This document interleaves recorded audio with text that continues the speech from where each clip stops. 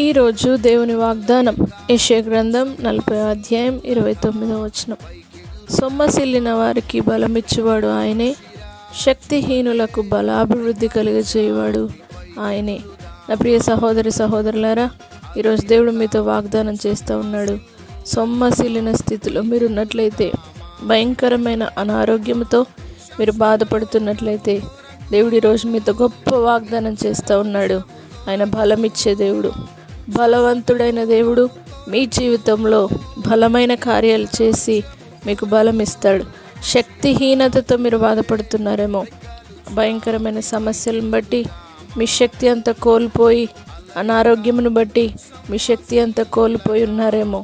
దేవుడు ఈరోజు మీతో మాట్లాడుతూ ఉన్నాడు, వాగ్దానం చేస్తూ ఉన్నాడు.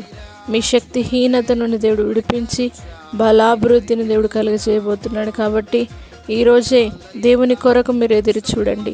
నూతన బలమును మీరు పొందుతారు. పక్షిరాజు యవ్వనం వలె దేవుడు మీ యవ్వనాన్ని కొత్తదిగా చేస్తాడు. నా ప్రియ సహోదరి సహోదరులారా, తప్పక దేవుడు మీ జీవితంలో ప్రతి సొమ్మసిల్లిన స్థితి నుండి విడిపించి బలమునివ్వబోతూ ఉన్నాడు. బలపరిచే దేవుడు మీతో ఉన్నాడు. కాబట్టి ఆయన శక్తి మిమ్మల్ని ఆవరించి మీ జీవితంలో అద్భుత కార్యాన్ని జరిగించబోతూ ఉన్నది. నా ప్రియ సహోదరులారా, ఈరోజే అప్పగించుకోండి. దేవుని వాగ్దానాన్ని నమ్మండి.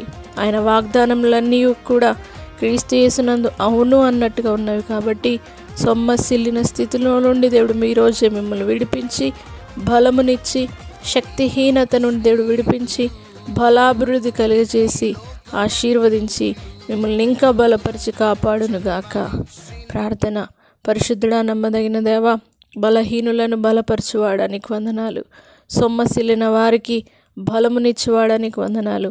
ఈ దినం ఎంతమంది అయితే సొమ్మసిల్లిన స్థితిలో, వారి యొక్క సమస్యలను బట్టి బాధపడుతూ కృంగిపోయిన స్థితిలో అనారోగ్యంతో పీడింపబడుతూ ఉన్నారో, వారందరిని ఇప్పుడే నీ పాదసనం తీసుకొని వస్తున్నాం.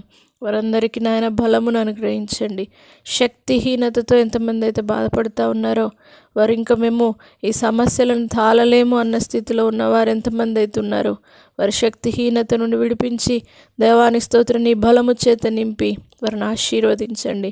నీ కొరకు ఎదురు చూసేవారిగా నూతన బలమును అనుగ్రహించి ఈ నూతన సంవత్సరంలో నూతన మేళ్ల చేత నింపి, పక్షిరాజు యవ్వనం వలె వారి యవ్వనాన్ని కొత్తదిగా చేసి, పక్షిరాజు వలె రెక్కలు చాపి పైకి ఎగురుటకు, అలయక పరిగెత్తుటకు, సొమ్మసిల్లక నడిచిపోవుటకు వారిని అభిషేకించమని నజరేయుడైన యేసు పరిశుద్ధ నామమును బట్టి అడిగి వేడుకుంటున్నాము తండ్రి. ఆమేన్.